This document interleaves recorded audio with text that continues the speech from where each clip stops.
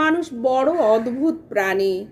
দূরে গিয়ে বোঝাতে হয় একসময় কাছে ছিলাম, রূঢ় হয়ে বোঝাতে হয় একসময় বিনয়ী ছিলাম, হিসাবি হয়ে বোঝাতে হয় একসময় তার সাথে বেহিসাবি ছিলাম, নিষ্ঠুর হয়ে বোঝাতে হয় একসময় কাইন্ড ছিলাম, কথা বলা বন্ধ করে দিয়ে বোঝাতে হয় একসময় কথা বলতাম, যত্ন করা বন্ধ করে দিয়ে বোঝাতে হয় একসময় যত্ন করতাম।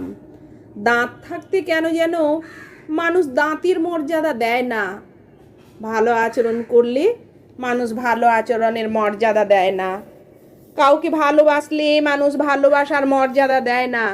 মর্যাদা দেয় কখন জানেন? যখন এসব আপনি দেওয়া বা করা বন্ধ করবেন, তখন তখন মানুষ বলবে তুমি অনেক বদলে গেছো।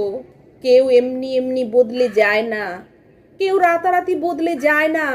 মানুষ মানুষকে বদলাতে বাধ্য করে, কিন্তু যারা আপনাকে বদলাতে বাধ্য করেছে তাদের চালাকি, শঠতা, নির্মমতা, অবহেলা দিয়ে তাদেরকে যদি তাদেরই করা আচরণের এক বিন্দু ফেরত দেন, তারা তখন কষ্ট পেয়ে যায়।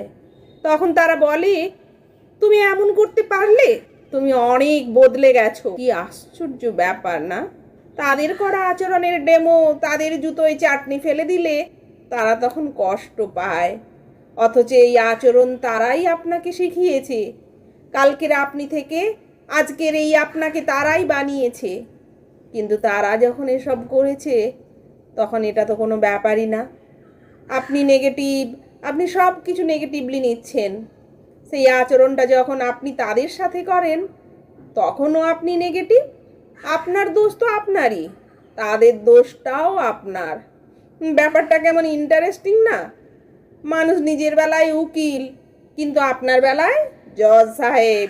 নিজের করা দোষের ওকালতি করতে ওস্তাদ, সেম দোষ আপনি করলে জজ সাহেব হয়ে আপনাকে বিচার করতে ওস্তাদ। মানুষ বড় অদ্ভুত প্রাণী।